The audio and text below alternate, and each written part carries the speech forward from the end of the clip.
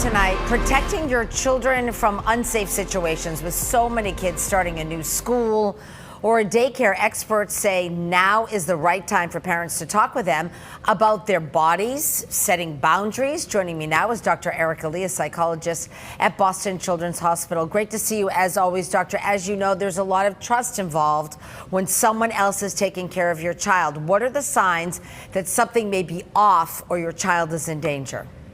Yeah, I'm so glad you're asking about this because it's a really scary but important topic for so many parents. Just like with everything else we often talk about, it's so important for parents just to keep an eye on your child's mood and behavior. So if you're noticing any sudden changes, they're suddenly have increased or unexplained fear, they're withdrawing from their usual activities, they're having nightmares, they're regressing to behaviors you used to see when they're younger, those are things you want to keep an eye on. And specifically when it comes to things like sexual abuse, you want to keep an eye out for more concerning signs. So suddenly your child has more advanced sexual knowledge or behavior than you would expect for their age.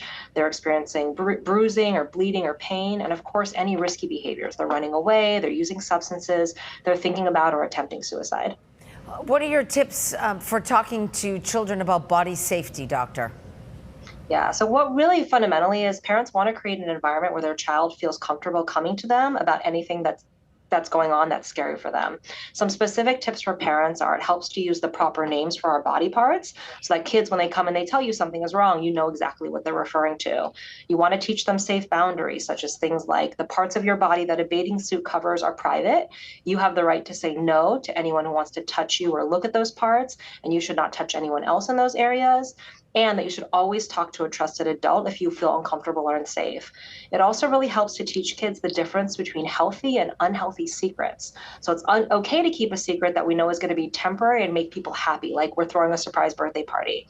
But an unhealthy secret is something where someone tells you you have to keep the secret forever and it will hurt you or somebody else. Parents are usually surprised to hear that we should start talking to kids about these things when they're actually pretty young, like let's say preschool age. But there's some really great children's books out there that can help make that conversation easier. And if a parent suspects that something is wrong, what's the next step?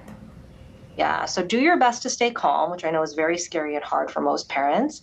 Try to just listen to your child and encourage them to continue opening up to you and having that conversation.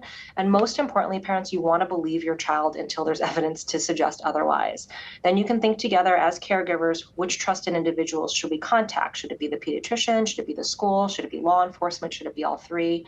It's most important to let your child know that you're really happy that they told you, that you believe them, that they're not in trouble, and that you're going to do everything you can to keep them safe.